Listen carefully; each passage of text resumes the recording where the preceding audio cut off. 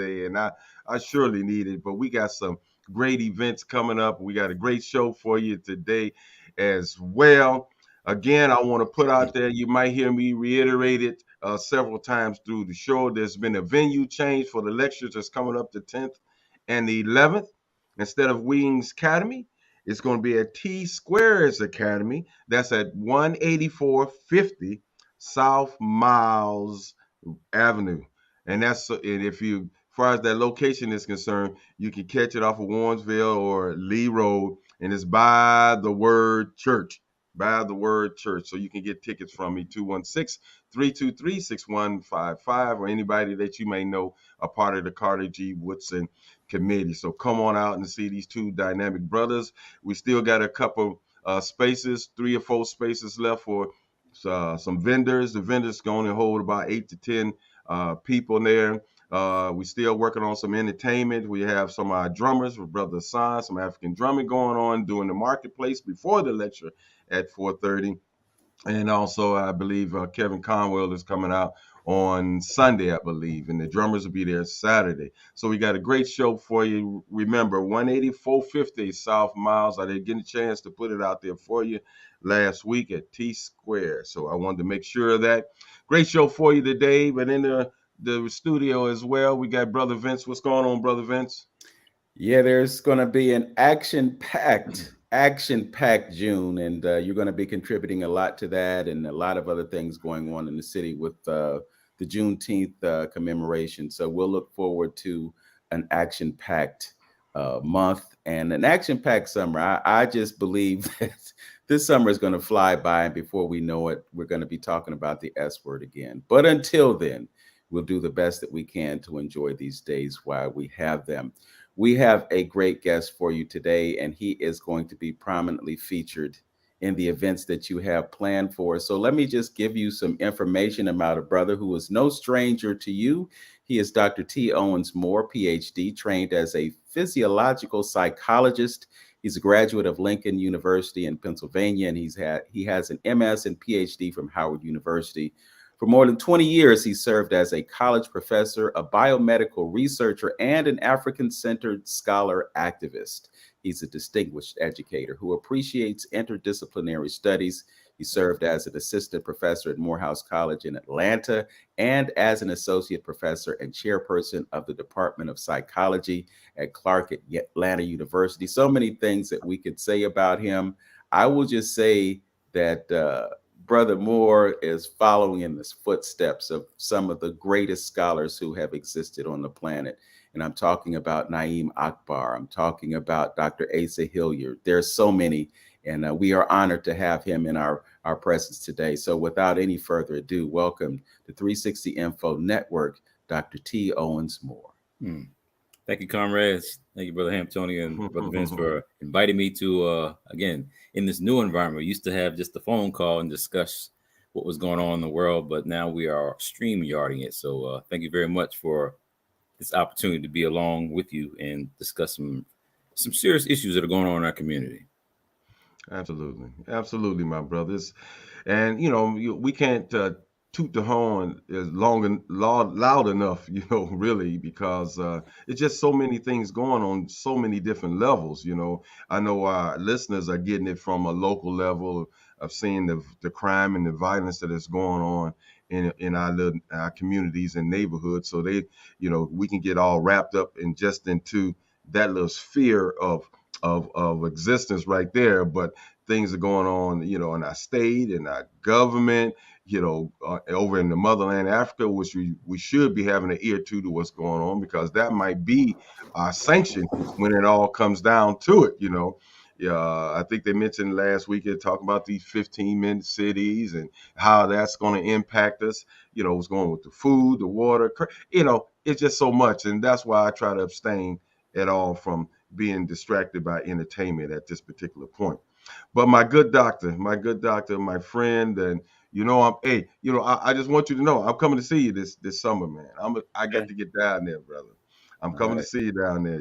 We're gonna kick it and really get a chance to chop it up and you can get a chance to school me on some things that and some of your experiences, my good brother.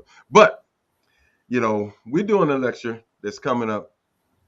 You'll be here on Sunday, the 11th, Yeah. Sunday 11th, at T Squares Academy. Um, we titled that particular lecture, Melanin and the Global Elite Control and Attack on Humanity. And I thought that was a good piece to really get our community and listeners and people prepared for what's coming, at least to look at some things and recognize some things as they may be approaching it, and folks trying to put things in place, to actually, you know, abstain control, of what's or sustain control rather, of what's going on, and what the global plan may be. So my good brother, we're gonna talk a little bit about this blackness thing for a minute before we get into a little bit of that. And your new book, Why Darkness Matters, as I guess it's an updated edition of that, and you collaborate with some brilliant minds, and let me say that. Um, but why do darkness matter? Why Shoot, you this think? whole thing about melanin? Why should we be, as Black folks, paying attention to that at all? I mean, we just think about the origins of people and humanity. We used to be out in the open, not confined in places where there's walls, didn't have shirts, did not have, a whole lot of clothing on. So we lived for the sun to help produce life. So we say, why does darkness matter? If that melanin was not there to help protect us from those ultraviolet radiations that are coming from the sun, then we would not be existing. So when you say, why does darkness matter? Shoot, the beautiful blackness is what has kept us alive. It's those who then don't have that and then see you that with your pigmentation, they then despise you. And that's why we then get these, social constructs created called race. And people start dividing people up because they're fearing what they don't have. But the reality of blackness and darkness in this reality of life, if you don't have it, you're in trouble. And I kind of relate it simplistically when you look at plants. Plants have color, chlorophyll. That plant is not going to exist without chlorophyll. It's a pigment. So it's the same thing when we speak about human beings, not just externally in our body, but it's also inside our body, in our organs. And so when it's not working properly, you have some dysfunctions that exist in a person's behavior. Hmm. That's why we're saying why darkness matters. Hold on now. Now you said something that's very interesting right there. You said some dysfunctions. Absolutely. So could the level of melanin may dictate some type of level of consciousness, or dealing with the mental characteristics of a person or something to that nature. What, as you know, Can you connect?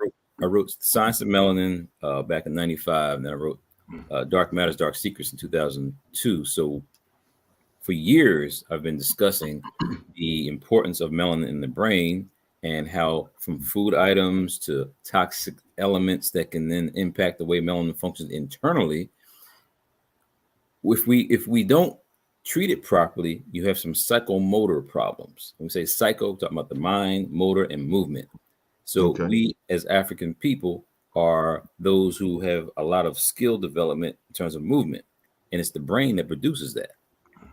So Okay. when we're talking about when we're talking about my computer just went off. When we're talking about the opportunities for that to work right, you play basketball or sports or anything dealing with psychomotor skill development at a higher level, like we do. So Hmm. when it's absent and not working right, you see some neurodegenerative problems, something like Parkinson's disease. So people who then have Okay. the tremors at rest, where they're just sitting there, but their arms moving. Or if you ask them to actually initiate a task, they can't actually move and do that. Movement is slowed and impaired. That's because inside the brain, those areas that are highly melanated are now not functioning properly. It's almost like they've got this toxicity that makes the cells just die out and crumble up, and you no longer have the same level of life that you've had before. So then I expanded that and talked about it in pigment power, Hmm. and we talked about this really for years. 2005, Why Darkness Matters. We just revised this book, but I'm saying that the information's there. We're just not reading it. Hmm. See, that's in. I think it's very Very interesting what you say. And, certain scholars like yourself and Dr. Richard King, the reason I I really love what you're doing in your work, and also like, psychologists like Dr. Amos Wilson, how you take your field of study and you marry that and you to the whole Egyptian Nile Valley civilization, concept and spirituality. And I think, and it's wonderful how you guys put that together and relate to both, because something Dr. Amos Wilson said, to be a good psychologist, you have to know and study African, far as it relates to Black people, you got to relate that to how it affects African American or African people, your field of study. And I think you do, and along with Dr. King, was one of the pioneers of doing that and relating that right back to the whole Kemetan philosophy or African spirituality or African science. Could you touch on that and how Dr. Richard King kind of inspired you with his kind of breakthrough type of approach to this whole melanin piece? Yeah, absolutely. Dr. Richard King, he's definitely a pioneer.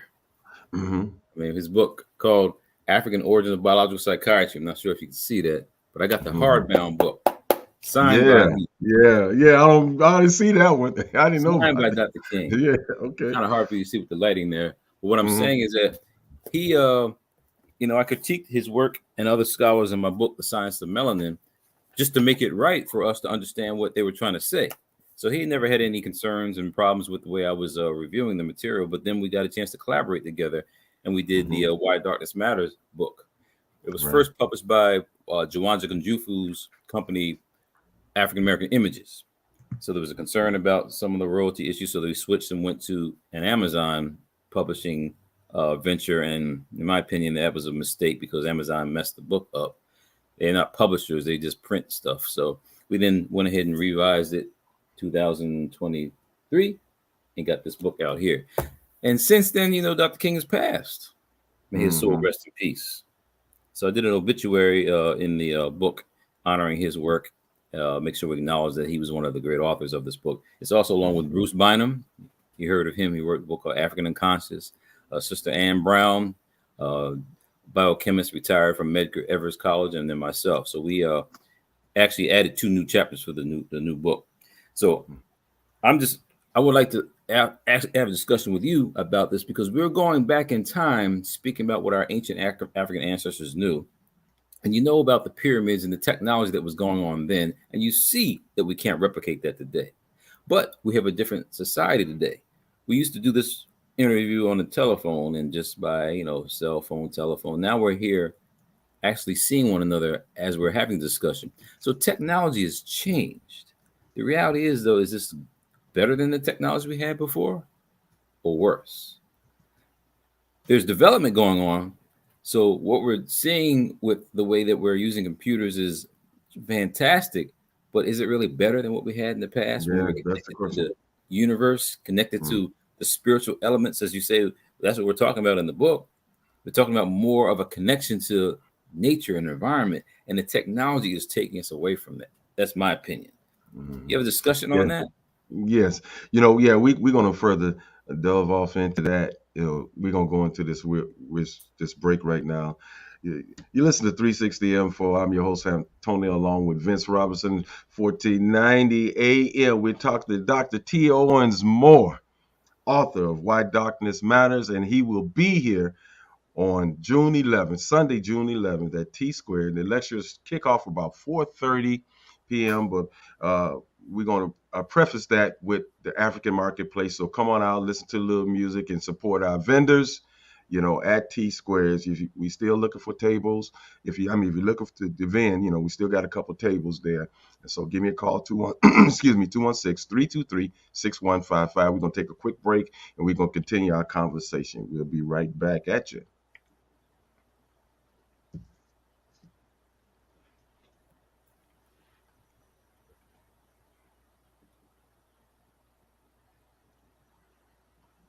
We broke. Yes, we'll be back in about 45 seconds. Okay, Don. What was that last speech? You wanted to talk about that whole what piece is that, Doc? Again? Well, I The mean, last just thing you said. the technology. I mean, Oh, it's okay. we may think all this is good, but in Yeah. reality, it's Okay. taking us away from that Okay. spiritual Yes. connection. Yes. Yes. We can And hit on that. Yes. yeah, I and we're I also know. being controlled by this. Yes. Good. There's always a double-edged sword with that. You know. I mean, brother Vince, you've been to Kemet, right? Yes, sir. Can you build that pyramid? No, Can you but imagine? Can you even put in your mind how they did that? yeah. Well, what really gets me is that the pyramid is supposedly inverted. So there's a pyramid below the ground and one above the ground. As above, so below. Who would have thought of that? So that's what I'm Crazy. saying Crazy. by that we can't replicate that from the past and all the stuff we're doing today. This ain't nothing. Right. Yeah. That's something Dr. Finch said. And I'll say it. Yeah. Mhm. Got about 5 seconds.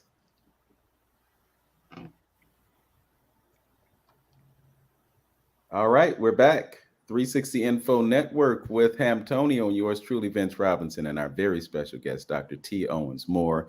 He's written a book. He's kind of updated something that he wrote before and added to it. But we are happy to hear about this book, and we're going to share more information with you about how to get a hold of this book. You can go to his website, actually, drtmoore.com/shop. You go down, it's the very last book. Buy it from him. Don't buy it from Amazon. Buy it from Dr. Moore. So he gets the big cut, and Amazon doesn't take 40% or 60% as they do. Brother Antonio. Yes, Doc. You mentioned technology, and that's one thing, Doc, that we really need to look at it because, and I think from where I'm going to go and take this uh, question that you brought up, that a lot of us as teams seems to be a little bit deterred by uh, uh, uh, going back to the motherland, and they may be missing some of those amenities uh, uh, uh, that they maybe have here. But is that the best thing for you? You see what I'm saying? That's the question that you rose. Is it the best thing with all these sine waves going on? We inundated with all these frequencies around us, and we know how melanin and blackness, which is a universal principle, responds to energy around it. So, Doc, is this the best thing for us? This technology that we find ourselves engulfed in. Well, from the classroom level, I would say no, because students can't read and write properly anymore. Because now you can push a button and get an answer. So that's a fantastic opportunity to gain knowledge and information. But in terms of your own brain, it's not being processed properly. So technology, yes, has great advantages, but it also has disadvantages because, in my opinion, it makes the brain lazy. So when we look at the topic on melanin, when we had this COVID-19 pandemic, people were trying to measure oxygen levels to ensure that people were getting another breath. There was a little instrument called a pulsometer where you put it on their finger and it would be able to measure oxygen levels. But they noticed that the melanin content in the person's body threw off those numbers. So in your skin is impacting the way technology is being processed. That's number one. Number two, you sometimes notice when you go to an airport or somewhere where they have those electronic dispensers for water or soap, you put your hand on there, nothing happens.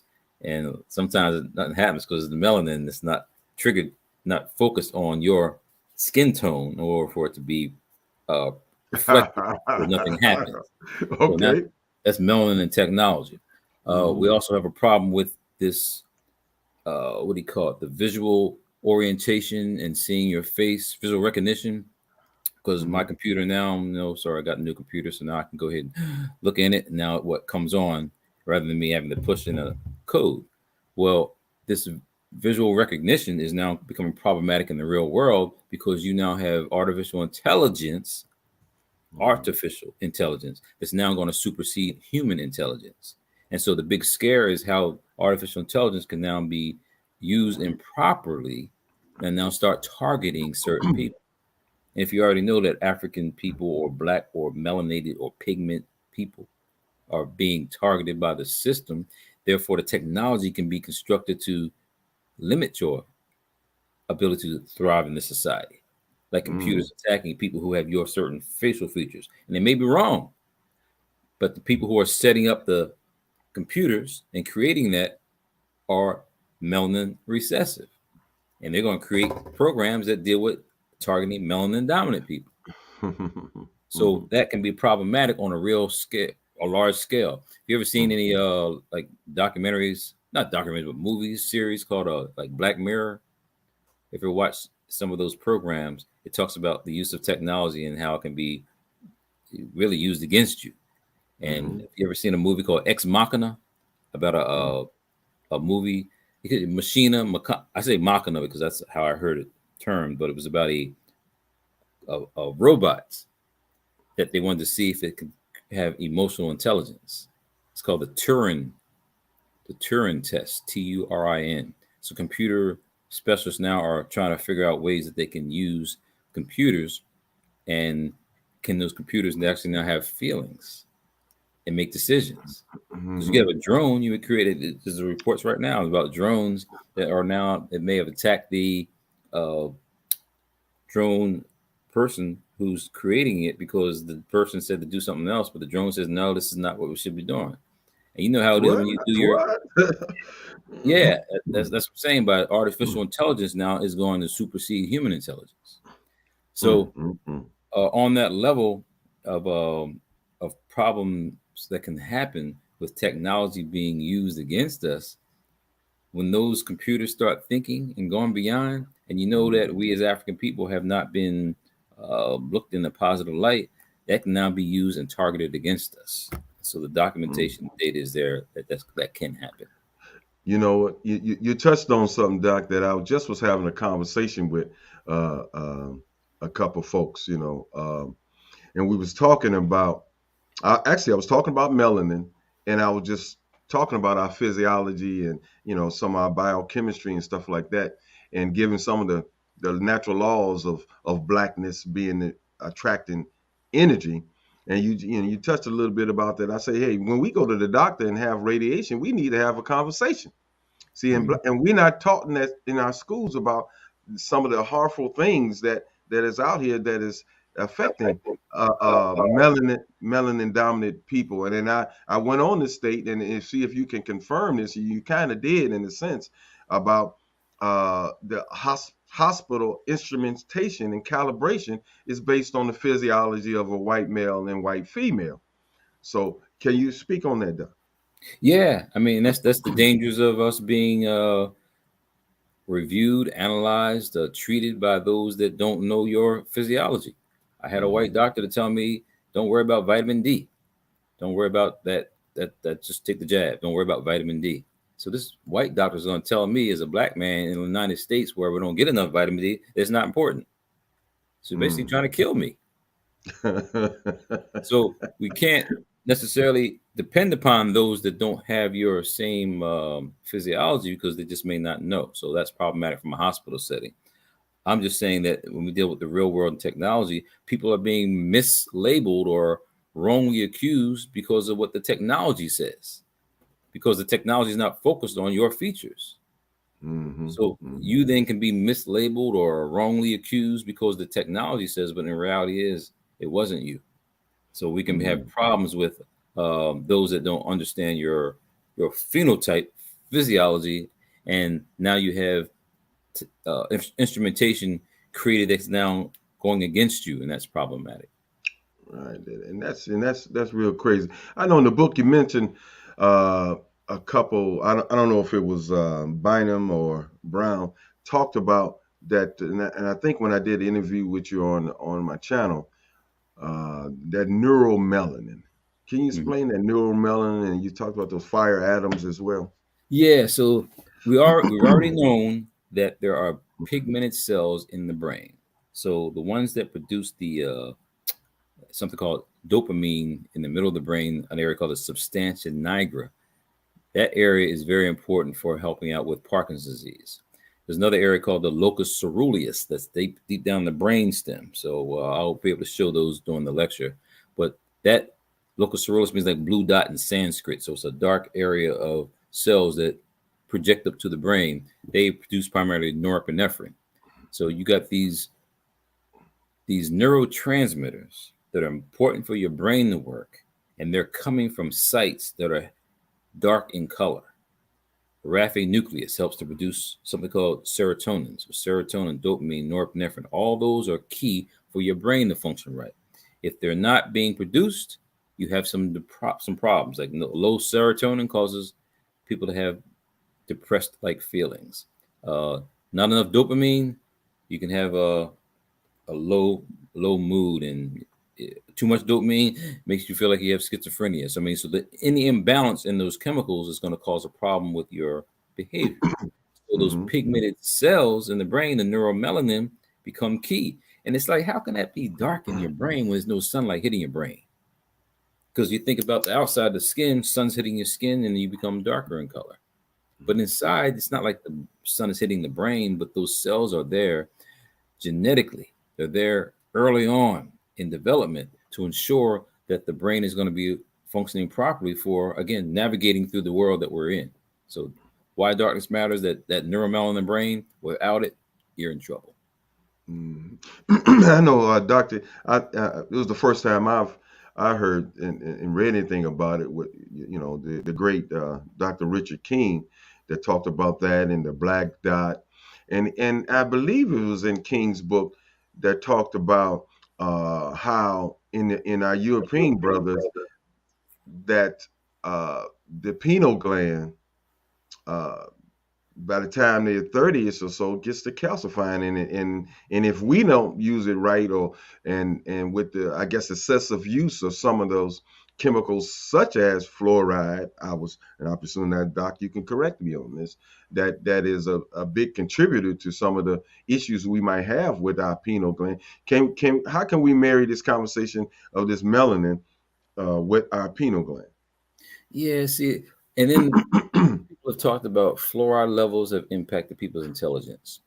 Lead levels, we know about that because that can be something that can be measured in the water system, and you can see what's happening with people. But how can you really study over time, really looking at people's change in their mental capacity?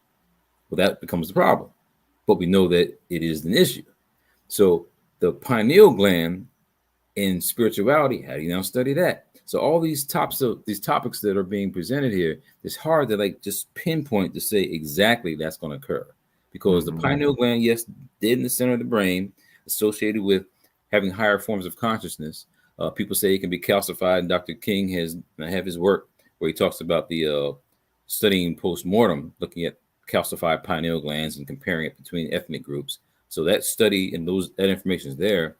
But because it's calcified does not necessarily mean it does not work. For example, you may have some popping in some of your joints and your knees. That's calcium deposits. It doesn't mean your knee or your joints aren't working right. It's just the calcium is there because that develops over time. So the person that may have a calcified pineal gland may still have some melatonin or some of the chemicals that are released from it, but it's not working at a higher level. Right. So if we nourish it, guess what? It may not become calcified. You nourish it and treat it right, and you're also getting the sun, the natural light that we have. You then treat it right. So without a question, the pineal gland is associated with consciousness because it produces that chemical during the nighttime called melatonin. And what are you doing in the nighttime? You're dreaming. Something's happening. In the daytime, it's producing serotonin. So I break it down in one of my books called, it's like the endocrinology of sunlight and darkness. So the moon comes up, sun comes up. Your body's responding to that. So the pineal gland is a source in the seat. And we don't want to focus on how the Europeans said it was a seat of consciousness, because they came along after the Africans talked about it for thousands of years. Their whole third eye and that whole conversation about having that enlightenment and the intuition relates to how the pineal gland is that intuitive organ that gives you a sense of spirituality and feeling the environment. Doc, I got to touch on something real quick, because you said something that I think Dr. Richard King said something when we talked about tying this whole psychological research to what our brothers did over in Africa, and especially in Egypt. And you talked about that dream state and that theta thinking, and how they tied that, how they kind of equated that dream state into another. They analyze that as being something different, a connection to the spiritual world. Because we today don't even know what's going on with these dreams, or what takes us up into these other realms of. Is there a connection there with this whole dream? Did our ancestors make a connection with that, or looked at that in a different way? Well, I mean, they documented it in their work, and I'm saying how we study it is the problem, because how do we now relate to spirit and soul today? I mean, the word psyche or psychology. Psyche is a Greek word meaning mind. Africans called it saku. Saku meant she, the illuminator, the all-seeing eye. It went beyond just saying mind, so it had a more grander scheme, and that's what our ancestors studied. If you think about the terms that were back in the past, Ma'at was a principle, a female goddess that represented truth, justice, propriety, balance, harmony, all that. So the Africans lived for that. If you live for that, guess what? You're doing justice and righteousness now, because you're living for the afterlife. You can't say that those pyramids are just built as funerary complexes just to have somebody buried in it, because it's much more dynamic than that. But they lived for the afterlife. So they did everything righteously right now on earth to make sure they can go to that next level, which means they understood there was another level. So when we look at the food items we're eating today, we look at the way that certain elements from the environment, like from marijuana, cocaine to psilocybin, mushrooms, all these elements are out there to help us get to that dream state. We connect with that other realm of consciousness. And today we now are pushing the button, and now you guys are in a whole nother state. Push the button, I see you. We're talking. Yeah. You could be somebody over in the continent. We can now push the button. They're hearing us all over the world right now. So that's a different level of technology, but our spiritual technology is also something powerful that we no longer have the greater access to, like our ancestors did. Yeah. Sankofa. That's why I work so hard, man, to try to get us to look back, because we listening to the children. We listening to the children. We letting the children run this, and if you throw the children out of the house, and as far as what's going to happen. You're going to have dysfunction. I'm sorry, not throw the children. If you throw the parents out of the house and let the children run things, you're going to have. It's a matter of time that you're going to have dysfunction. The old African proverb, a young lion don't teach. A young gorilla does not teach the path of the forest to an old gorilla. So we've been around here, and that's what been my whole thing. Let's do the Sankofa, look back and pick up those jewels, and that's my life mission right there. We got Brother Vince there hanging on the end. I know he wants to jump in this, and before we continue this conversation, what's up, Brother Vince? You got something for him? We don't hear you. Did you mute yourself? Yeah, I muted myself to keep myself out of the way, but I'm just enjoying the conversation. I wanted to bring something into the conversation about something I heard about recently, and that was a CIA agent looking into the power of meditation and coming to the conclusion that with the power of our minds, we can heal any condition that we have in our body. And Dr. Moore just alluded to that potential just a few moments ago. I just wanted to get him to elaborate on the power of the brain to rectify situations that are going on in our bodies. Yeah, I don't know who the CIA agent was, but I got a problem with CIA agents being involved in our stuff. Going back to Black Panther, even the one, Wakanda Forever, the second one, get the CIA out of our stuff. They be misconstruing and messing stuff up. But I do have a comment for you, Brother Vince, with that statement, because you traveled to Africa, you traveled to Kemet, you've seen the temples and the gigantic columns and wondering how they put the blocks on top of the columns. I mean, you've seen that. So imagine back in the past, these melanin recessive people coming down to Africa and seeing all that. My goodness, what is this? So they're coming down to study, to learn from the gods, walking the planet, coming to study and learn from what they were saying. And I'm relating this to this concept about this meditation piece and what's going on with the mind and how we can create ways to develop things. Because George G.M. James wrote Stone Legacy, right? So he wrote Stone Legacy to talk about how the Greeks kind of stole that information, misinterpreted things.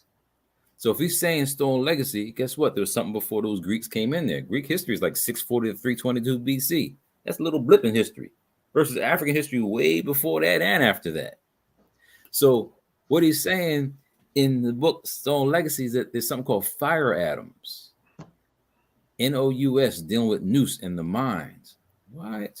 It says they're everywhere. So I broke down in Why Darkness Matters, I kind of did another chapter on the issue of fire atoms and this control that we have over our bodies, but you got to know your body first to know that. So these fire atoms, which are everywhere, also relate to how then the brain can, as you just said, have an impact on controlling not just your mind, but also your body. Because you can make yourself sick. You know that. Yeah. Worrying about stuff and always being concerned and thinking negatively. Guess what? Your body is going to react to that. There's a Canadian psychiatrist named Gabriel Maté, who's written on this issue of psychosomatic illnesses and how there's certain kind of illnesses that people have, and it comes from their constant types of thinking. So you can make yourself sick, which means you can also make yourself healthy, wealthy, and well. So without a question, your mind and digging into that is where we need to be. And, we're still right down with the NBA finals. This is June, and y'all had Cleveland that was in there. They got knocked out early in football and basketball. That's stuff taking us away from ourselves. You constantly focus on these March Madness and all this stuff. Those are distractions, taking you away from focusing on these topics you just mentioned about meditation and tuning into self. The system wants you tuning out of yourself. Heard the other day about the issue of sun. Got a chapter in Pigment Power called Sun Conscious. Not unconscious, sun conscious. Meaning that you got to be understanding how the environment and outside are very important.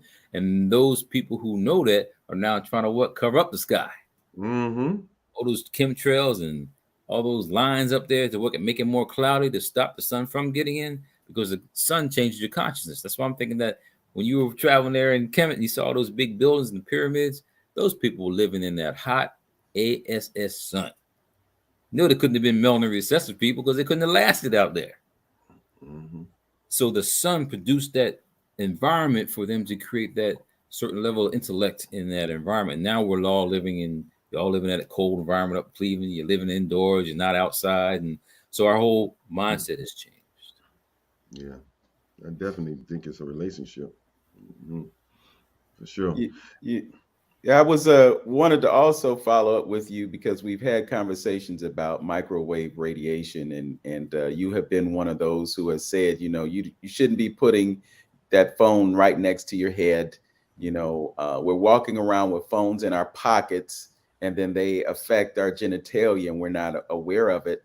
I recently saw something, and I don't want to go down a conspiracy theory rabbit hole, but it suggested that through the use of frequencies and certain things that have been able to have been implanted into our bodies through injection, and I'm speaking in code, so I think you understand what I'm saying, but they have an ability to execute actions in our bodies remotely as a result of the use of frequencies to affect us. Now, if we're swimming in radiation already, then what's the possibility that they can use some type of a frequency to impair us in certain ways? They can use sound to do that. They can use light to do that, but they can also use frequencies. We got I'm thinking the Solfeggio frequencies that folks are using today. So I'm just wondering, with all of the radiation that we're swimming in right now, is there a possibility that they can use these frequencies to impair us through the use of the towers that they've installed and the signals that they're emitting right now? Yeah, I have a chapter in Pigment Power called a Pigment Power Defense System. And I really wrote that chapter last because this came along when the pandemic hit. But I was speaking about how those frequencies out there can affect calcium levels. And so the studies show this. You got, experimentation showing that certain frequencies can impact calcium levels. What is calcium important for? It's important for your cardiovascular system to operate properly. You have some people on blood pressure medicines that are calcium channel blockers. They may work better than people who are on ACE2 inhibitors. Guess what? Some people on what do you call it? Diuretics. So there's all types of medicines that can be used to help people out who have the blood pressure problems versus just, I don't know, changing your diet and thinking right. And guess what? You don't have to depend on those external sources. But the calcium channel blockers have been associated with, well, calcium itself has been associated with certain frequencies that can now trigger heart attacks, can trigger certain things that are going on in the body that makes it flutter more than it should be. So yes, frequencies can be externally exhibited, which people don't talk about because we're living around this environment. We got this new technology with these towers out there, and those towers may be emitting things you can't see it. Before the towers, people had just the power lines and had the power stations living near their communities and around certain areas like that. We know there are some people who have more levels of things like leukemia, which is what? Blood, cancer of the blood. So external sources can, yes, trigger biological maladaptations. And now the issue is, what can we do to fight against that? The only thing you can do is understand it first. So if you don't know anything about those chemicals that are in fact impacting your brain or impacting the way that your biology works, yes, you will be influenced and will be taken advantage of. But I have studies and reported about it in Pigment Power about the calcium levels that can be altered by frequencies. Wow, So to follow up on that, are there things that we can use or implement in our environment to perhaps push back on the dangers of radiation? I know I just recently acquired some pyramids. I have a pyramid, a few of these. You can see this. I got a bunch of these, so I'm hoping that I'm making the right decision. But I think just based on what you just said, there probably should be some antidotes or some remedies to counteract the dangers of things that are prominent in our environment. Yeah, I probably would say it's more of a personal adjustment to your life. I don't do that, never have. Either I just put my phone, for those who can't see, put my phone by my ear. I either have the speakerphone on or I use the earpiece. I never use a Bluetooth or anything next to my head. People who do that, maybe you're okay, but I would never want to put any technology close to my head and my brain, which is a piece of fat in my brain that can absorb frequencies. So you have to make personal adjustments. I don't use the microwave to cook anything. I may use it to warm some food. So, microwaves are a little bit lighter than something called X-rays. I had a knee problem the other day, and I went to the doctor and I got an X-ray on my knee. Okay, no problem. But every time you get X-ray from the dentist to whatever doctor, they're just saying, "Okay, get ready," and they leave in the room. When they giving you a lead blanket or lead block or something covering your organs while they getting ready to zap you. So yeah, you have to maybe not get so many X-rays or look at things that you're doing in your environment to be away from technology.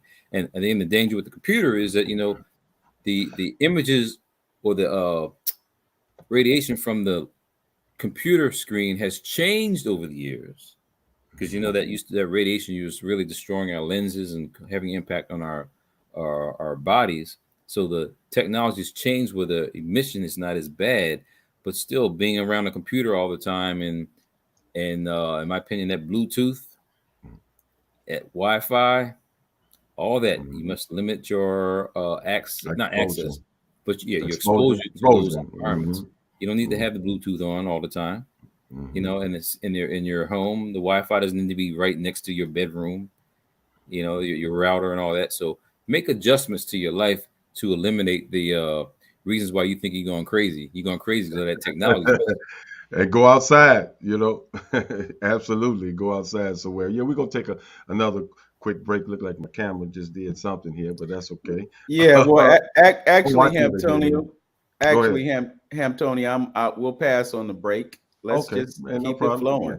Yes, no problem at all. Again, to our listeners out there, we want to make note that Dr. Moore will be here on Sunday, June 11th. And we can't get rid of and forget my good brother Asar Imhotep would be Saturday. All right, he will be here Saturday. He's gonna talk about the importance um, of Kemet with the cultural unity of Africa. So that's same time. He used to be here the 10th, and we're gonna hit you with a good historical lecture, and then bring you with my good brother Dr. Moore. You can get both lectures for $25. Both lectures. So it's 15 for one. You want both lectures? $25. 216-323-6155. Hit me up. We're gonna have a great time. Probably seating capacity about 60, 70. So come on and get your tickets, be a part of it. We're looking for some vendors as well. And we're gonna have a little light entertainment going on as you go through the marketplace. But again, see, Dr. Moore, this is why it's important. We have been too dependent on the system. I don't know when we're going to learn this, that the system has not been in our best interest for what? For God knows how long. Just say, since 1619. It's something that one of our good brothers and Dr. Francis Chris Wilson, bless her soul, talked about since we hit this soil, based on their history. You all know we're talking about. We might have been here way before the Atlantic slave thing. I'm not going to get into that, and it's true. I know we have, but based on those things, we haven't been to our own devices since we set foot here. So we should know that this system has been against us forever and ever. And so why we keep reverting back to them and their way of doing things, and like I mentioned before, why we keep letting the kids tell the adults how to live and what the purpose of life is and things like that. This mental shackles that we have on with from the Willie Lynch to the Stockholm syndrome. Yeah. I don't know. So and the point in there and bringing it home, the point I'm saying is that that you're different. You've been treated ill. So, and they're not teaching you nothing in school about this melanin factor that you need to be paying attention to. It's important. So you're not getting it from there. So we have to look at other avenues like your books that you've been, written about 5 or 6 books on it. And we need to study our physiology. The importance of that, Doc. Yeah, I think the power of what you all are doing there in Cleveland, and I have mad respect for both of you for creating an environment for people to have access to studying things and learning things that not getting from the mass media. When you say, why do we keep doing the same things over and over again, or having the children tell us what to do? I say it's all about self-hate. You mentioned Amos Wilson already. My boy, that's my point.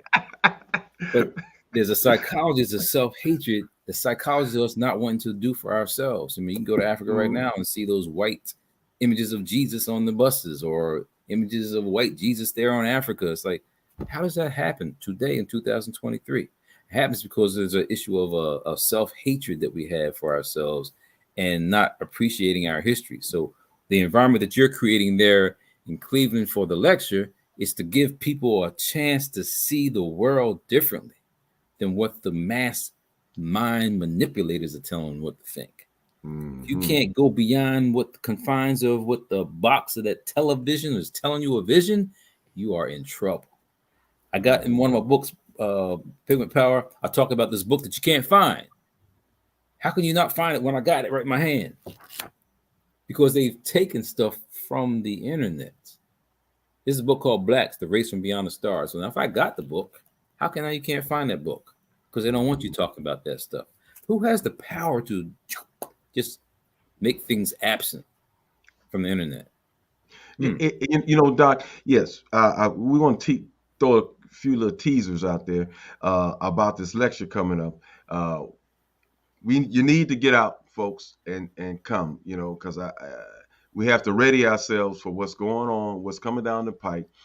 Doc, I was listening to one of your videos on YouTube, and you talked about, some of the things that has been experimented on us. Everybody talk about the Tuskegee situation, and people can say AIDS or what have you, and some of the recent things that we ain't supposed to talk about on YouTube in reference to. But this stuff been going on for a long time, and you mentioned a lot of books, and as you've been mentioning about technology today, the technology have taken this thing to a whole nother level of dealing with warfare, ethnic warfare.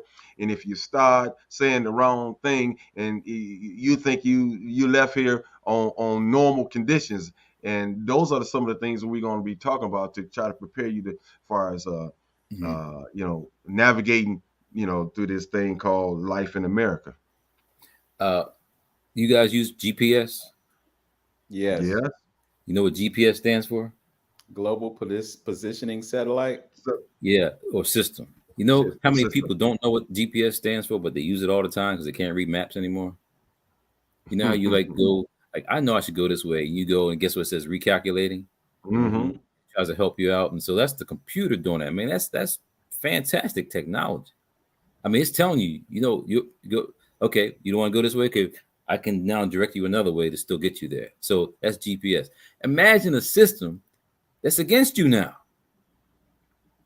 It's telling you, go this way because it wants you to go over the river, go over the bridge. I mean, that's the level that we're getting to when this technology is now going to be used against us. People talk about now this technology can make us extinct.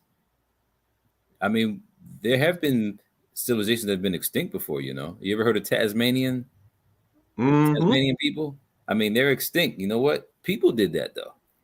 Mm-hmm. So it can happen. So now you got an issue of these computers that are being utilized that can now be used to make us non-existent. And I'm using the GPS example of it because, again, we're all using that when sometimes when you go a wrong way, it says recalculating, but it still tells you, it wants you to U-turn to go back the way it wants you to do. Mm-hmm. But you still know, no, because I know a short array, because that's the computer's trying to say. But I'm just saying that imagine the computer now saying, we don't like black people anymore.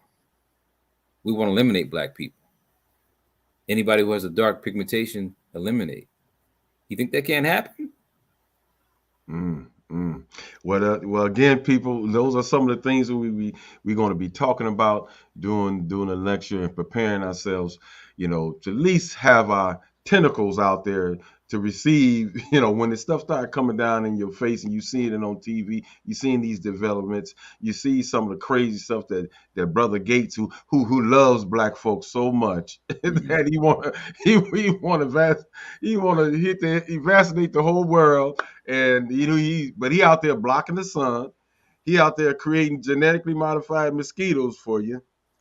What's going on? And he's the second largest contributor to the WHO, the WHO.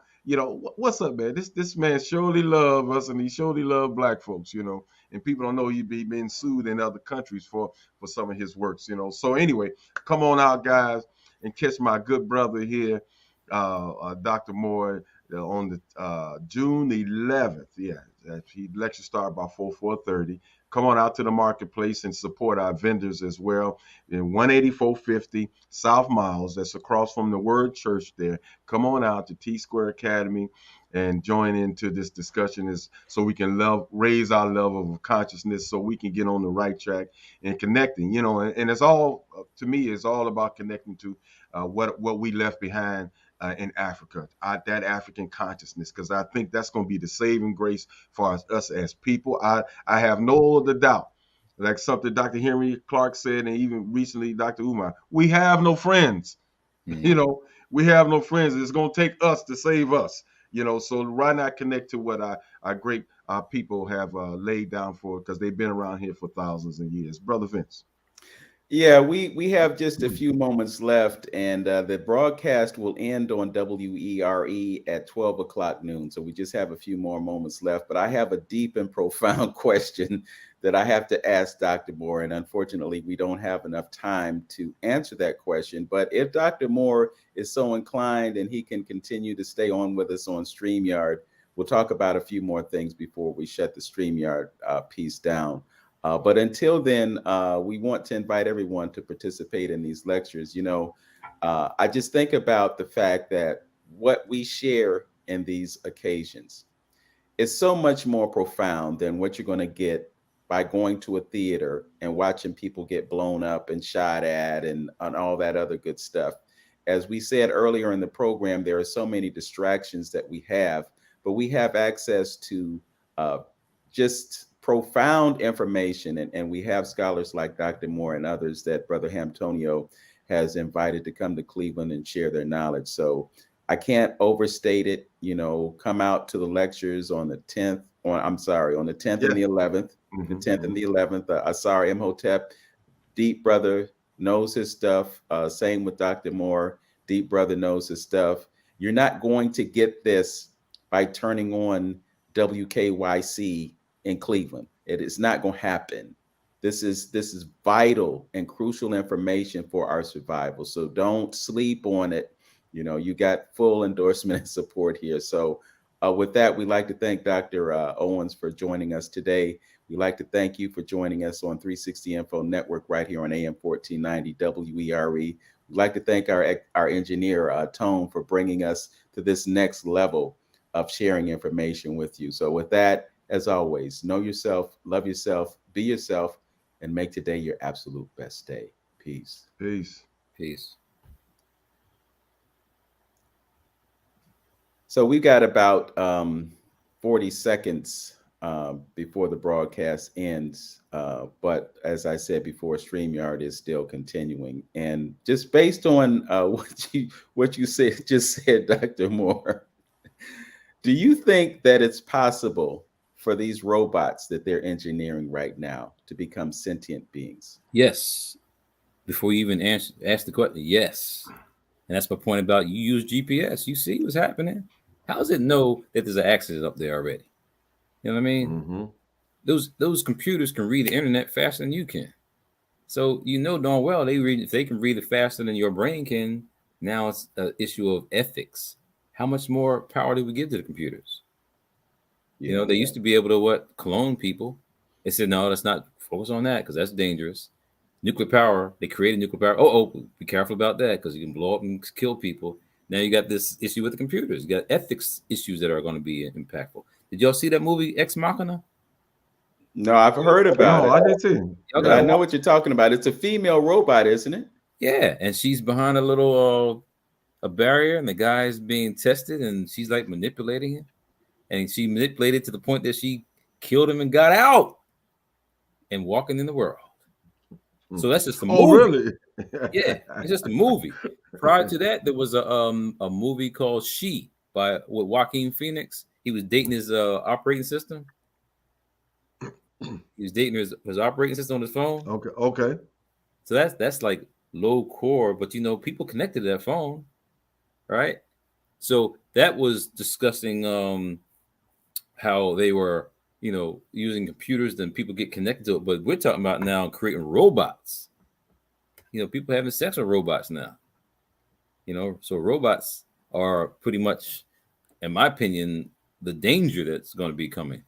Y'all still hear me? Mm-hmm. Yes, yeah, still hear mm-hmm. Y'all heard about, I don't know what they're doing in Cleveland, but in New York, they got them damn robot dogs. Mm-hmm. Man, this is dangerous.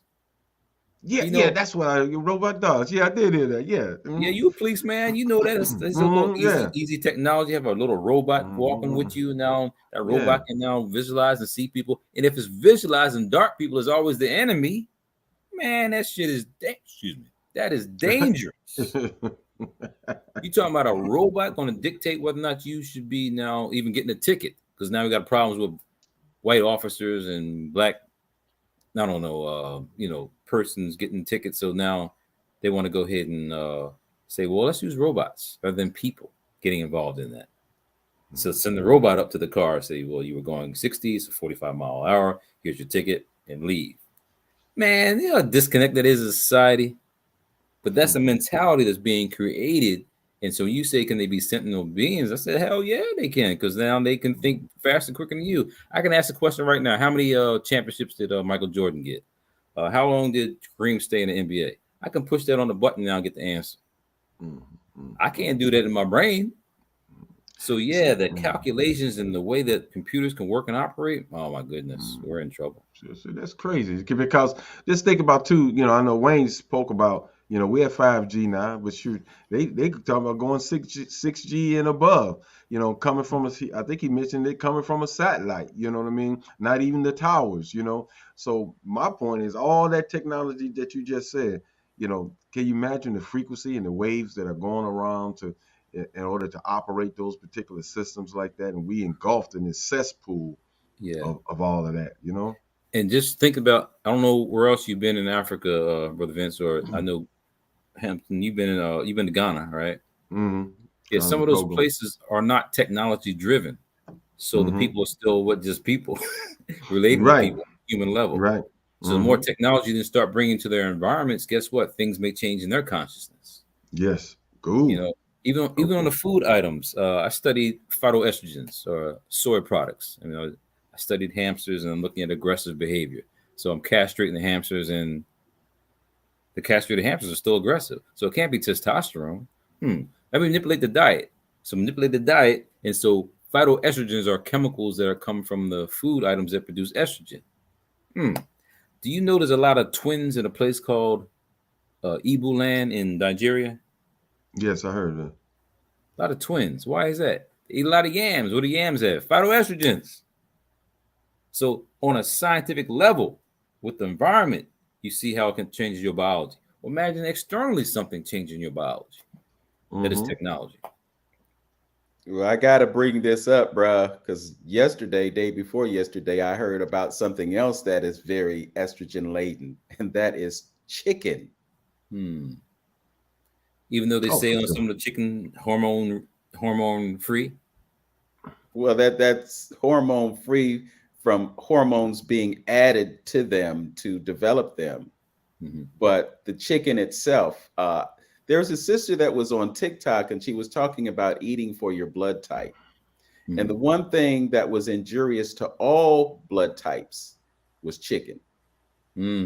So what you were saying earlier about the vibrations and the frequencies of foods, that's extremely valid, because there are a lot of things that are injurious to us that we're told are good for us. Wheat was another thing that was mentioned that is injurious to us. You know, now it's one thing to have wheat that or bread, let's say, that's made from wheat that's been bleached, because we know that when they bleach the bread, they take all of the naturally occurring vitamins out. And then you look at the label and it says niacin, riboflavin, folic acid, all these things. But all these things are things that come from synthesized versions of the real thing. So it's still empty in terms of its nutrition. And what we're dealing with now is bodies that are continuously hungry because they're starved of nutrients that they're not getting from the food. It's a neurobehavioral toxicology. Toxicology. Toxicology. Yeah, I mean, people have done the studies. We know the information, but we just not observing it to make change in our own lives. I mean, I just think about the word chicken itself. It's poultry, but why do they call it chicken? Because chicken has a symbolism of somebody scared and fearful, right? Right. Why they call it chicken? Why can't you just call it poultry or some other kind of meat? So you think about, I don't know, the long-term progression of certain kind of food items. I never heard about chicken having a lot of estrogens or phytoestrogens laden in it, but we do see a change in people's behaviors over time in terms of their orientations, and all that happens because of hormones. You know, not just the cultural thing, what's going on in our environment, but hormones have an impact, because people say they felt like they were this way all the time, if you know what I'm talking about. Yeah, we know. That's a hormone issue. Yes. Right. You know what I mean? Absolutely. So I'm not dismissing your statement about chickens and estrogens, but we usually don't hear that part Hey, of Doc, it. did you hip to Tyrone Hayes when he did a piece on that? Yes. I was just going to bring that up, Lynn. You read my mind. Atrazine. Yeah, I did a presentation on that on one of my YouTube presentations, and exposed that. But he looked at those animals, the frogs and the fish, developing multiple organs from this chemical that's circulating. And my point is that you see what they're starting to do over in Japan. They want to put the radioactive waste in the goddamn water. Y'all didn't What? hear that? No. Yeah, it's like where else you What's gonna the put it? purpose So of that? Oh, you put they got to dispose of it then, huh? That's yeah what it's about. somewhere. So they just want to Uh, dump it in the sea. Go it. Look at the go internet search on that. I'm just saying, look at the mentality of people boy. today Mm, mm, mm. and contaminating the world, putting that stuff out there. You think we're not going to ingest that? See, hold on now. I'm finna go on record now because Vince is recording this and everything. I'm telling you, the stuff just don't make no sense, Doc. What you just said. I mean, taking oil out, think it's never going to have an adverse effect on the planet. You're seeing, rather than you letting dollar bills supposedly control, the as far as other tech more doable and good technology as far as fuel is concerned, hydrogen, they use plant. Tesla had his way of dealing with energy. You just negate all of that stuff, buy it and put it on the shelf, whatever you did, to do that. That the mentality, you're forgetting about the prodigy and everything else. It just don't make no sense, man. It's almost like they're from another planet, man. It Some of does them make is, man. sense. It does You make know, sense. because that's where for you to crap on in your own backyard and do the things and know this is a short term situation that you're creating, as far as the planet is concerned, and you for it could be plunging full steam ahead still. It almost like the movies say that we've been invaded and they just coming to get what they want and they don't care nothing about the planet, because that's the only logical deduction I can get out of this. Look, I spent time in Europe. I went to France. I ate in a cave. It was a restaurant though, but I ate in a cave. Yeah, I remember. Yeah, I read that in your book. Yeah. You had a wine cellar in the cave. Mhm. Guess what? Back in the day, you ate, you shat, you made love, took your kids, all in that one space. So mentally, as you then go out the world, you think that everything's just there just to do whatever you want to do with it, but not understanding about not so much sectioning, but dividing up how you should be operating. I mean, back in Africa, I'm sure they had their sewer systems straight. There in India, Harappa and Mohenjo-daro, they Yeah. had running irrigation systems. They had waterways. I mean, certain people think like that. Others, you just Mm. mess up the world. You think about the native peoples of this land. I mean, they told the white man what was going to happen. They told the pale man what was going to happen.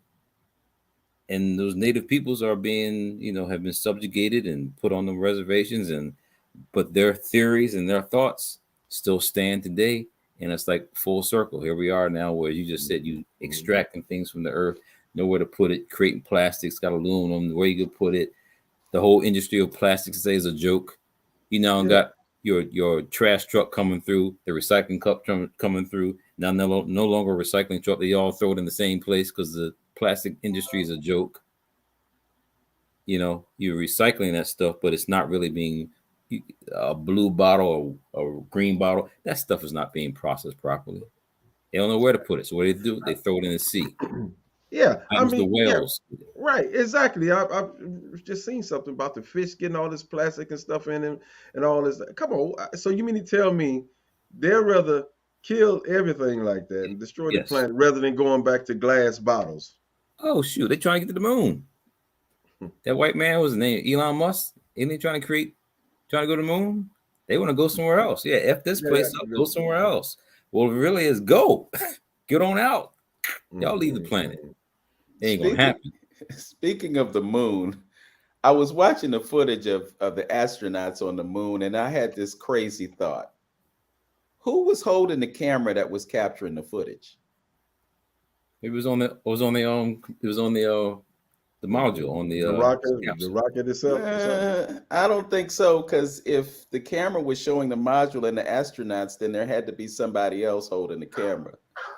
And I know this is deep conspiracy theories, but it has just never made sense to me, and there are folks who are really serious about saying that, man never made it to the moon. Well, today, the Chinese, they say, went to the other side of the moon. Because we always see the same side of the moon.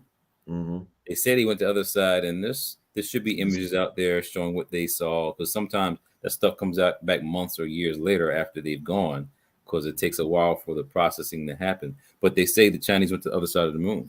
Yeah. So Korea the other day North Korea sent up a satellite. You heard about that? It blew up. It blew up. It Oh, blew really? up. Yeah. So they couldn't even get it up. The second stage blew up. So the South Koreans, they put their whole country on alert. Like, the Koreans are shooting. No, they just sent up a satellite. It just didn't work. Point I'm making is that imagine if Nigeria or Tanzania or Uganda was able to get their satellites up there. So they don't want us having that kind of technology. White No people can way. do it. Y'all can create it. Melanin receptor people, y'all have, but if we start having access to that level, it becomes dangerous for them. And is Brother Vince, Security. Anthony, you said you spoke of Brother John Henry Clark's, his voice, his essence, his spirit. Powerful people do not teach powerless people how to take the power away. Absolutely. So there's no way we're going to be in a position with this technology to be controlling things when they created that to control us. You know, what's amazing about that is it speaks to the ineffectiveness of our education system. But despite the fact that our education system has been so ineffective, we've still been the people who have been creators. Think about it. All the inventions that Black folks are responsible for in this country alone. But then when you look at what brothers and sisters are doing in Africa, here there's a sister that decided or found out that she could destroy cancer with a laser beam. You got the brother over in Africa who invented a car that was truly an example of a sustainable energy vehicle. It would be counterproductive for the Europeans or the Asians or anyone to invent a vehicle that ran on sustainable energy because they couldn't monetize it and profit from it. If you got a solar vehicle that gets energy from the sun and you never have to fill it up, then you eliminate the gas station. And petroleum has been that one thing that has basically been the thing that it's been so pervasive because petroleum is in the pharmaceuticals, and the pharmaceuticals, that's the biggest industry on earth because all around the world, people are hooked on drugs. They use petroleum to make plastic. Same thing. Yeah. So Rockefeller had the right idea when it came to how can we create things that will make money, but I don't know. I'm coming back to the point about education and what you said about, they're not going to teach you how to take their power away from them. So you see, I'm wearing Black Wall Street, right? Yes. Because we did have that mentality in the past when we had to get certain level education. People went to classrooms and went to school with, shirt and tie and suit and jacket and dressing right. Now the kids are coming to school with flip flops and T-tanks and tank tops and real short shorts. And so everything's changed on that level. You mentioned about the petroleum and technology. Do you remember that brother who got shot, the security guard in New York at that, I think it was Buffalo? Mm-hmm. Yeah. You know what he was working on? It had something to do with a vehicle that was run on water or something. Yeah. And he happens to be shot, huh? Very interesting. Yeah. So we have a lot of ideas because that idea was not, supported by the system, but he just happened to die. I don't know if you remember that. This live, the whole world seeing all this. Yes. Okay, I guess we could talk about some things then. But you remember the DC sniper? Yes. My boy Ken. Yeah, ain't that something? Yeah. He just happened to get taken out. Yes, sir. So I'm just saying, when you look at those people who are doing progressive things to take us to a higher level, Kwame Nkrumah wrote a book called Africa Must Unite. Kwame Nkrumah was taken out as a coup and passed away with prostate cancer later on in his life. You think about all those who've been at that point. You think about Malcolm X, took him out. So if we don't then protect ourselves by focusing on us and our communities, I feel blessed to be in the South of the United States where there's more opportunities for collectivity and thinking, but does not mean that it's really like that. The further out you go from where there are melanin dominant communities, you have less access to people like us controlling and managing things. But that doesn't necessarily mean that we in management positions are the ones that are dictating things, because we got a real problem here in Atlanta. You guys heard of something called Cop City up there? Not yet. So you Yeah. haven't seen it on the national media? I don't watch the national media, so Okay, well, this is pretty significant because the there was a site in Atlanta that was being created for police training, and it was in a community, black community, and people said they don't want this. It's actually on Muskogee territory, so it should have been set aside for the Muskogee people. And then they said they were going to use it. Let it say there was not treaties, but it was documented that it was going to be for recreations and parks. Yes. Well, it was not supported. It was kind of like violated. And the two black mayors in a black city, they went ahead and said, well, let's go ahead and have Cop City. So you had people protesting this, and there were people protesting that is in Atlanta well before, you know, these external people came. But now these external people came and they sat in the forest with their tents peacefully, and the Georgia Bureau of Investigation, the State Patrol, Atlanta Police, DeKalb, all these people came down and attacked these innocent protesters and killed one of the not protesters, the people who were trying to protect the land. So the government attacked these people. So this is not like 8 years ago. This just happened. So for it not to be national storyline is because they don't want you understanding that this whole police mentality is being pushed all over.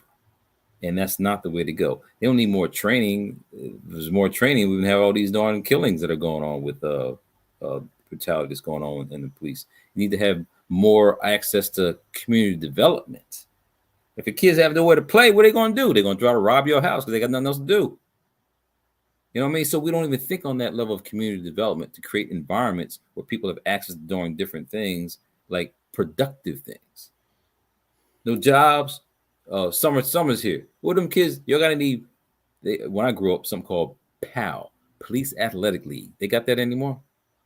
It's near to nothing as far as in Cleveland is concerned. So what are the kids gonna do? They're gonna now hang out on the street. What are they gonna hang out on the street? Get into the mess. So if there's something to do, summer school. They don't have summer schools anymore. Why? Because they ain't gonna pay the teachers, and therefore they can't keep the school open. So you now we've created an environment where, as you said, with events, education has changed. So even going to school is not about going to school. It's about, there's no reason to go to school. That's why I don't go to school. Brothers playing basketball. What are they doing? They playing school. They ain't playing. No, they ain't coming to play school. They playing basketball. right. Football. Well, that's why so many are just willing to walk away from it, because it's not nurturing them. It's not feeding them. It's not giving them what they need. And, and I know that they start identifying our young people at a very early age, and the whole intention is to push them towards being in a prison somewhere, and with AI advancing the way it is and technology advancing the way it is, a lot of the jobs that were available for those who didn't want to go very far, what are they going to do? I mean, if you are not tuned into technology and ways to create capital and advancement through the magic of the internet, you're going to be on the outside looking in. That's why this is going to happen again. There's no other way around it. Yes. If you go into a supermarket and you don't need people anymore, because now you got to do is just swipe it yourself, put it in the bag, and you go. You don't need people anymore. As you said, the technology just wiped out the need for people having any jobs anymore. So what is your reason to be here? That's why depression and all these behavioral problems are escalating, because people feel worthless. Hunger Games. You got an older individual that now has been laid off. They have no technological skills. They don't know, except for what they've been doing for the last 20 years. Now what are they supposed to do? So there's no training programs, because they don't want you to be trained. They want you to be a cog in the wheel so they can control you. Hunger Games. It's almost like the Hunger Games again. It is the Hunger Games. But let me ask you a question. It's something that I talked about and wrote some stuff about.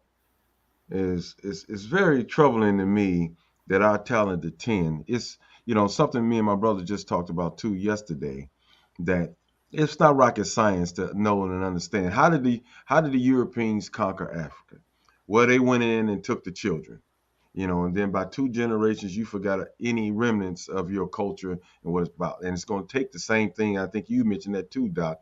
It's going to take the same type of psychological techniques to get Mhm. us out of this particular situation that we're in. Now, I ain't the sharpest knife in the drawer, and I Uh-huh. ain't the dullest knife in the drawer.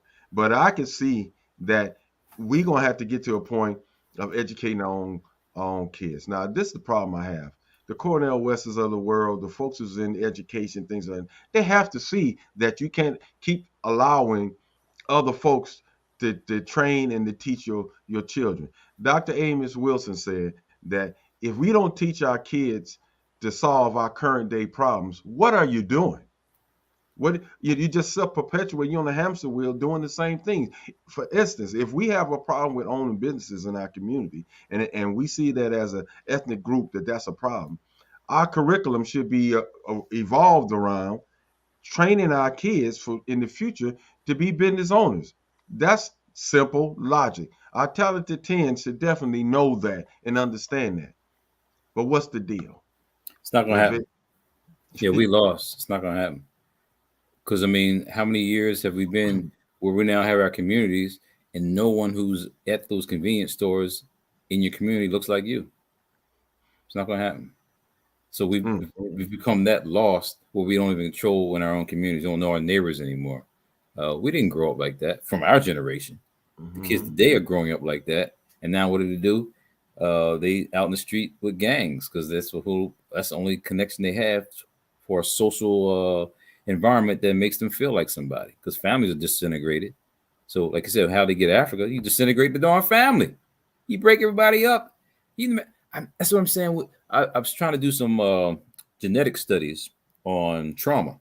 So, working on something called not just microaggressions, but studies that deal with how uh, your genes can have an impact on long term issues from something that happened years ago.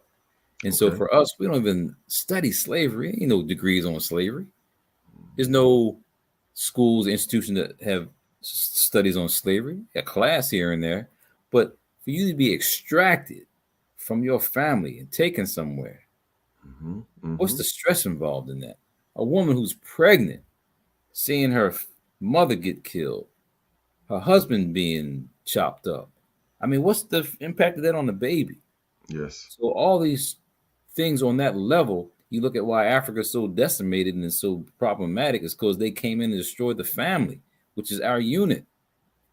I've been communicating with you brothers for years. We family. No longer telephone, no longer just come to see you. Now we can just communicate by this technology, but we family. You start breaking that up, guess what? There's a disconnection between the way the unit works. You then, if y'all didn't have this and didn't work together, guess what? The people in Cleveland wouldn't have what they have for those lectures that you provide. Who else is going to do it? Well, the prototype is what's on your shirt, Dr. Moore. Because when you look at what they did in Greenwood, Mm, they were fight. self-sustaining. They had everything. They post office, libraries, hospitals, Mhm. newspapers, and everything that we needed. And the other thing that was real key about it was that they circulated the dollars in that community. Yeah. Mhm. That's the model that we need here, Africa, all around the world, if we are ever to be successful as a group of people on this planet. But that's why the Chinese laugh at you and us when they go to Africa and they're controlling the stuff. How are they going to come in and do that? Because you get that self hate. We don't know how best to operate and work with and respect one another to keep that dollar circulating. The stories are there about, a Chinese man can go over there in Africa and set up shop, and the black people go support the Chinese man and put the black man out of business. Mhm. And see, Doc, that's why it's important. I'm kind of frustrated with, you know, these meetings and stuff you go to. I've been, at times be on boards sometimes, and I'm hearing other folks who got other groups around, and I'm seeing the frustration that they are having on why Black folks won't help themselves. We providing things to help Black folks, and you're getting pushback from your own Black folks and things of that nature. It's back down to the root, bro. If you don't change the mindset and the consciousness of the individual, you wasted the time. And the mistake that we make all the time that Dr. Amos talks about, we trying to consume our way out of this stuff. We trying to use the same thing that's put us in this position as a way of getting us out of here. You can't use capitalism in this system and they're psychologically put this in our mind into thinking this is the only way we can conduct business is the capitalist way. We got to use this kind of dollar. We got to use this kind of monetary way of conducting transactions. You got to get a degree. You got to have 4 years. Who said that? Who said that? When Black folks had a chance to do anything and put their own flavor on anything, we came up with a different creative way of doing so.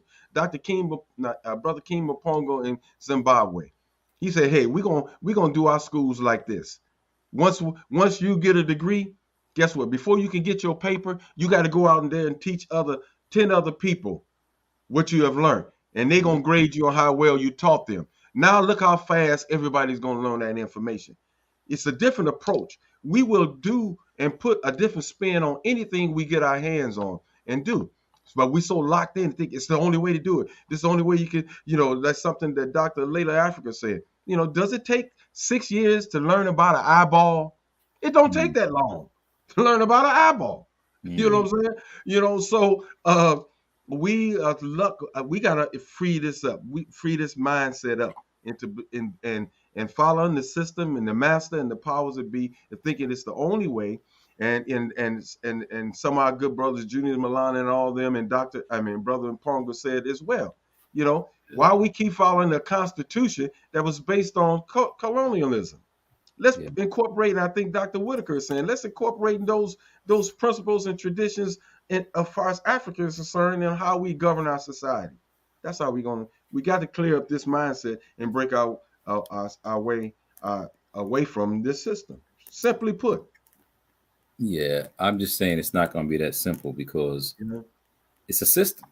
Yes. And the television and the media, people get caught up visually seeing things rather than spending the time doing the work.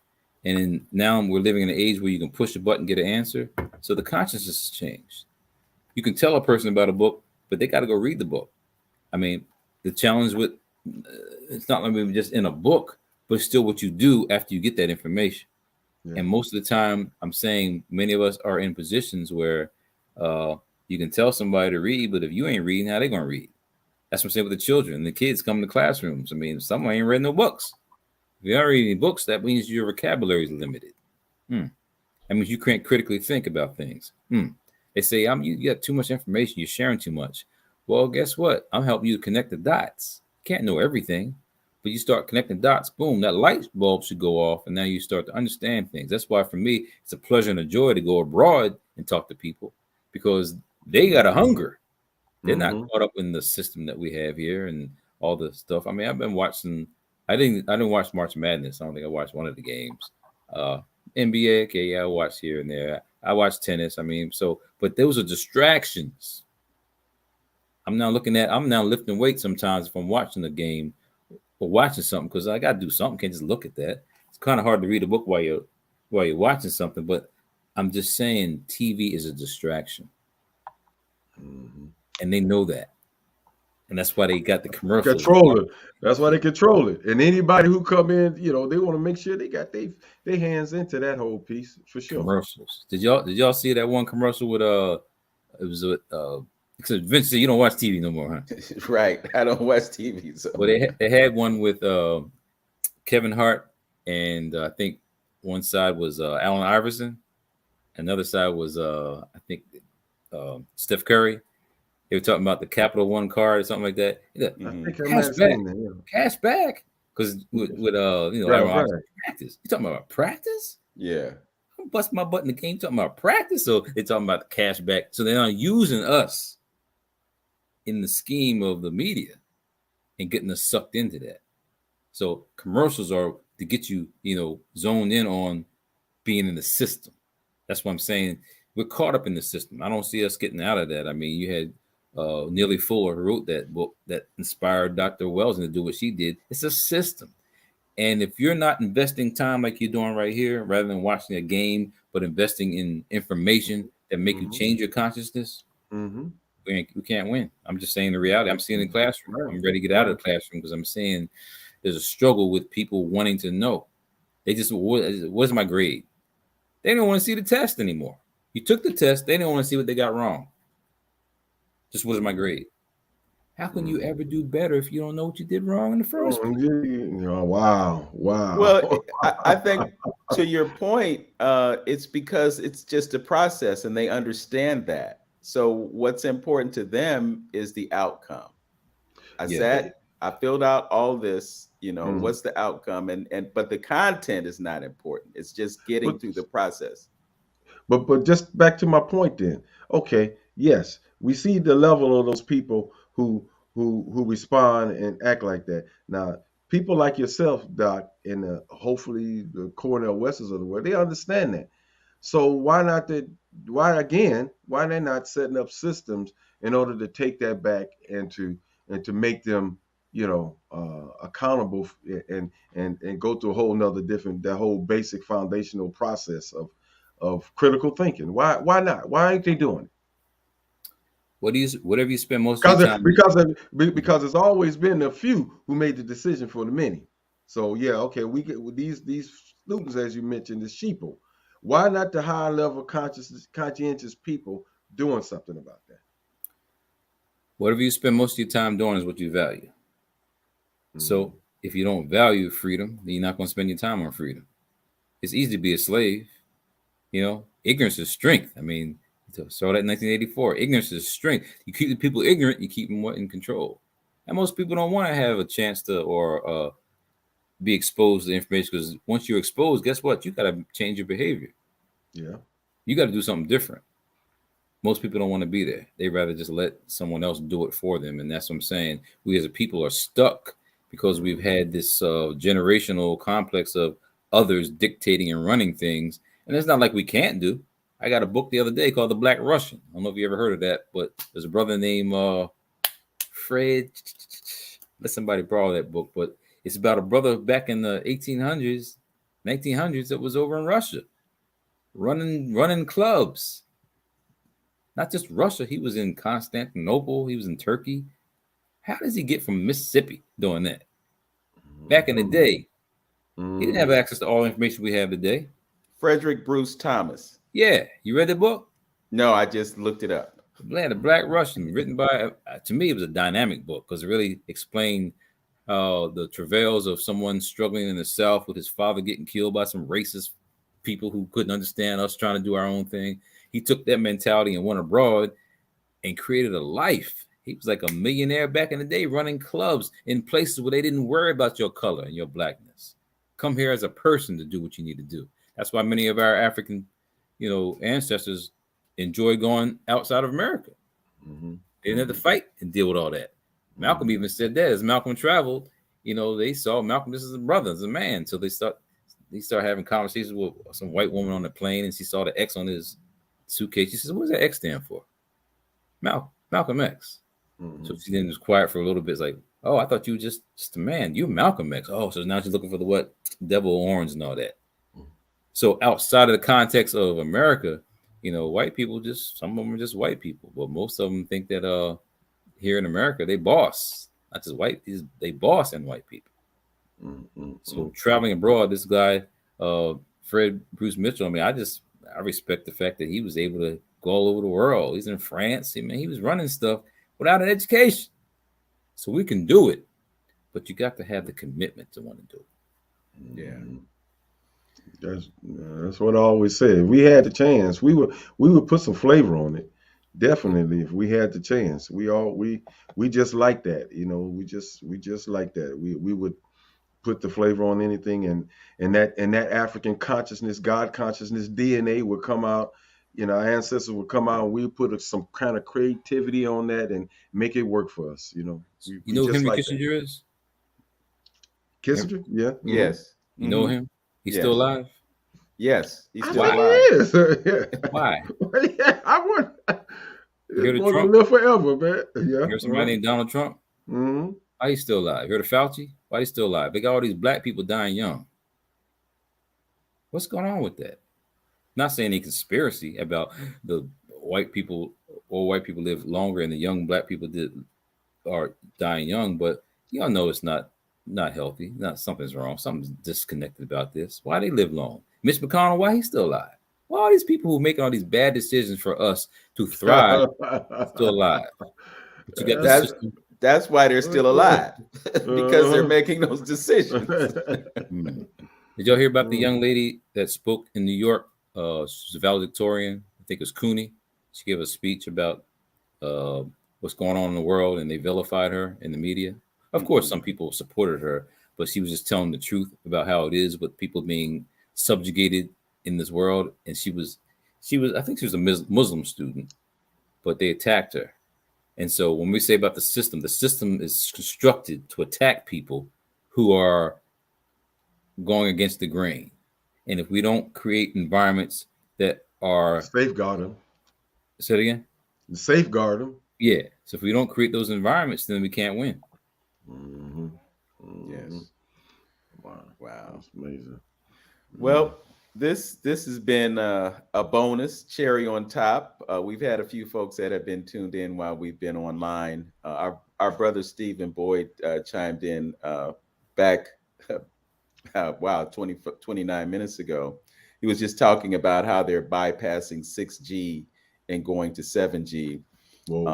I saw a video earlier in the week about that, and they are not even accepting any studies that have been done on the effects of it. They're saying that we're not even going to entertain those things. We're just going to push this through because it needs to be done. And so we don't even have a say in the impact that these things that present danger to us. You talking about the injection? No, I'm talking about the radiation. Oh, that too. that too. But we live in this illusion of democracy. We live in this illusion that America is a country that embraces capitalism, when it's actually something different. They call it what they call it. I did something real interesting, Dr. Moore. I looked up the meaning of ujamaa on Google. What is that? Ujamaa? Yeah, ujamaa. I looked that up, and I used Google Translate, and I put that word in there. And do you know what it said? What did it say? Said socialism. What? Yeah, wow. I was like, unbelievable. That's not what that is. Yes, corporate economics. White people putting the data in there. And that's why I'm saying I understand why you don't watch the news, because really, when you watch the news, you see the images that come across there. Someone's inputting that, and so someone's inputting, because you see all these issues of black people with murderers, black people who kill black. I know black people doing more stuff than just doing that, but you have this imagery from the news coming from someone putting that in the data, and your mindset then gets to focus on that. That's why. Let's put a footnote right there. Okay. Now, those images is affecting you. It's affecting black folks. It's affecting white folks. Now it's affecting a group of people or institution who carry guns that can take your life. This the danger. This the danger, and that's why, again, we need to control, what's being inputted and outputted in our neighborhoods.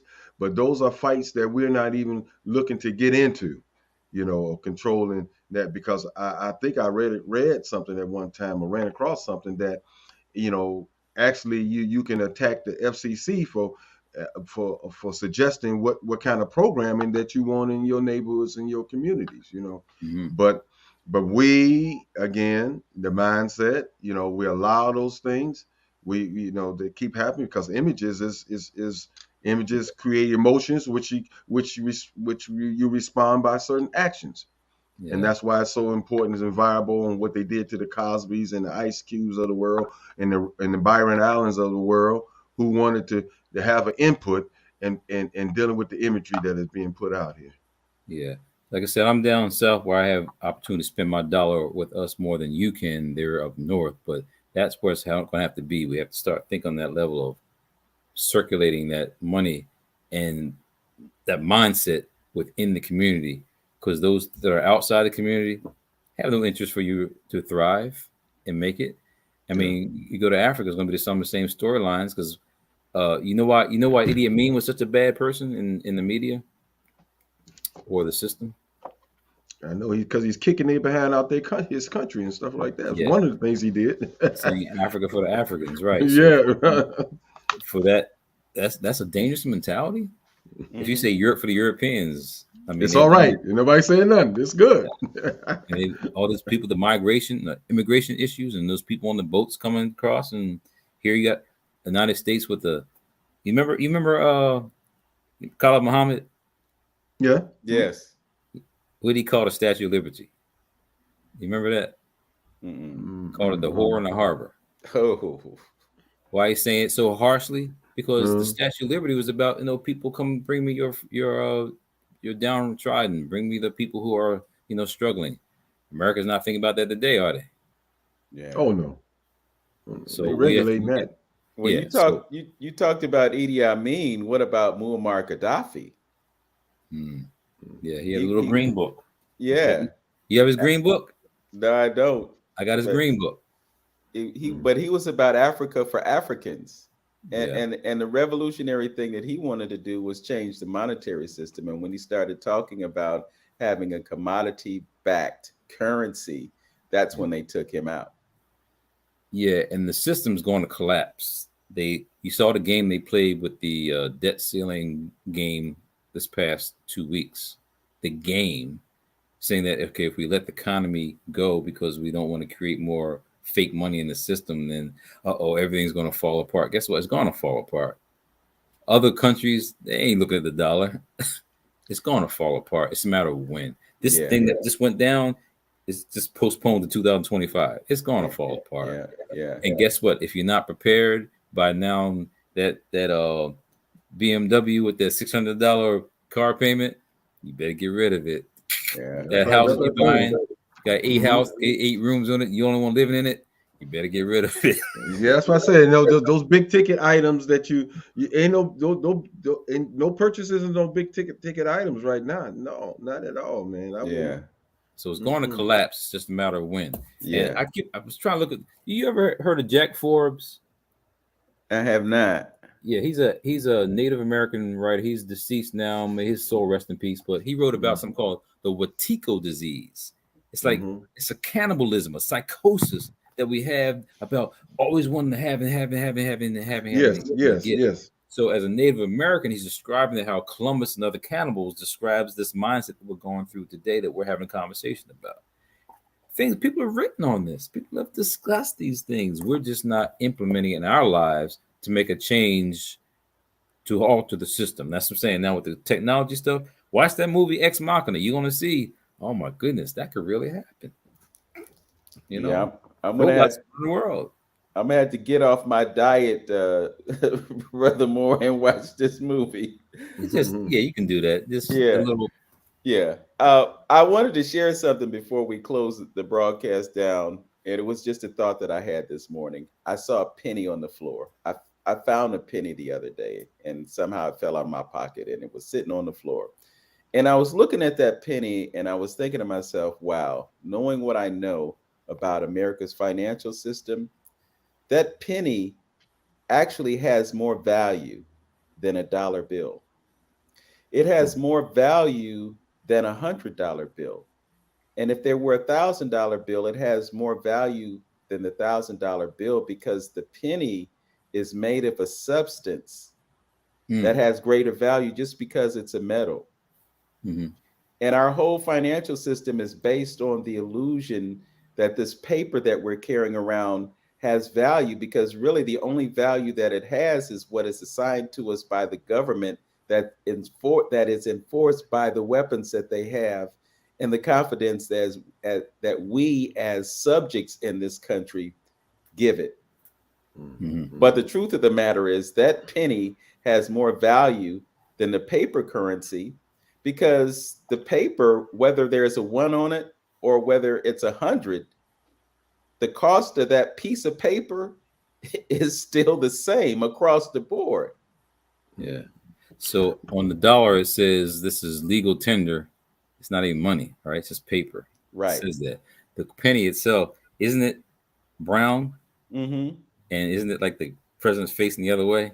Mm-hmm. So there's some value, I guess, in just the visual representation of this so-called penny, which is a small little item, but it's brown, and you got the person looking the other way than the other. But if it's made out of copper, and this is my point, because folks be breaking into houses and stealing the pipes because it's copper. So copper has some kind of intrinsic value that makes it something that people desire.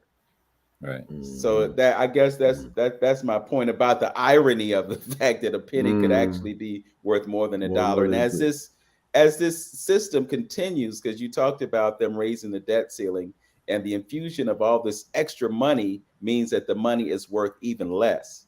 Yeah. So when we look at the value of a dollar in 1913 and we compare it to 2023, they say that the dollar is actually only worth 2 cents. So what's going to happen is, as they continue to expand the money supply, it's not going to be worth anything, which is why they're doing the reset that they're doing, the reboot on the financial system, because they have to, because this system is based solely on debt. The paper that you talked about, it's a debt instrument. It's not something that holds value. It's a debt instrument. So when these debt instruments completely lose all value, hoodwinked, man, I'm telling you, you are sitting literally on a gold mine, Brother Moore. There you go, right there. Yeah. I'm looking at all these books behind you, and I'm thinking, the common person will walk in and they wouldn't see the value in what's there. But as I see it, just the fact that you've acquired all these books, whether you purchased it or not, and all of the knowledge that exists within those books that you have access to, makes that one of the most valuable commodities on the planet. Right. One thing, Doc, in closing too, to get us to bring us up to speed a little bit on what's going on, it is truly the age of information. What I think we need to keep our eyes focused to the things that's going on in Africa when we're talking about the dollar and some of the things that the president in Kenya is talking about. I'm seeing little videos talking about, he risking his life, because we know what happened with Gaddafi, with Saddam Hussein. People don't know about Lincoln and President Kennedy, when they all was talking about, changing and get rid of the Federal Reserve and things like that. What happened to them? So it's interesting, and we need to keep focus on what's, because I'm really happy about them speaking up and trying to pull themselves away from the knee of America, that's on their neck, and suppressing them and keeping them from moving on. Because I guess they see other means of getting supplies and goods, and they know that they're sitting on a heap of wealth themselves and dealing with Russia and China and things like that. So I think we need to focus, though, and wondering, like with the Confessions of the Economic Hitman, how they going to send the jackals in, and what they're going to do in order to disrupt that whole level of upheaval. I'm not upheaval, but the rising of consciousness that the continent seems to be accelerating at. I didn't think it was going to be going this fast. What's your thoughts on that, Doc? Well, China's over there right now. You got the Saudi Arabians would like to do something too. I mean, all these people with the money that can go in and manipulate. Money makes people do different things, and that's just the unfortunate part of it. If we don't control and dictate how we want that to be managed, it's still going to be exploited. That's what I'm saying. It's a shame there's external funding coming in, manipulating and creating, but that's just the reality in the day. But you got to be at that table saying, well, this is going to happen, but this is also going to happen. You're not just coming in here just taking over total control. If you go to most places in Africa, there ain't no street lights there. They got roundabouts, but it works. So there's not a lot of paved streets. They've been doing it. But if you had access to paved streets and actually, more access to development, Africa would change. And I bet you, Ukraine will be rebuilt before some of them African places will be. I bet you. A bunch of pennies. Say that again, man. My audio just went completely kaput. I bet you a bunch of pennies that Ukraine will be rebuilt before some of them African countries will be. Okay. Wow. And to your point, there's a company called BlackRock. And BlackRock has in its cadre military contractors, and it has in its cadre contractors that put things back together. And they're making deals right now. So you are absolutely correct. They're going to put Ukraine back together, and they will do that before they do Africa. But here's another critical thing for Africans to realize, and that is the world does not exist without Africa. Africa is the only continent on Earth that could be completely and totally self-sufficient. And that's where the value of that land and the people are. Right. All right, fellas. I got Doc, back. You going to play tennis, man? Yeah, I was supposed to do this early morning, but I had to come on with y'all. Thank you. Well, we appreciate it, brother. I'm looking forward to you coming on down. Like I said, I keep you posted. Yeah, we had a little small change in the venue. So, it's cool. It's a little smaller school, but it'll work for what we need to get done. So, however large or quaint the audience is, we're going to do our thing. The computer access, right. I can bring a PowerPoint. Yeah, I think they got, yes. I'm trying to get with her this week coming, the principal, and they got like one of those magic boards too, but she's going to bring the projector. She's going to bring projecting stuff there. We might shoot off the wall. I think that's the last conversation. Yeah, that's what she said. She's going to bring the projector because it's a school, so she's going to bring the projector up, and we probably shoot off one of the walls. No problem. Okay. Yeah. All right, black man. All right. All right, my brother. Peace.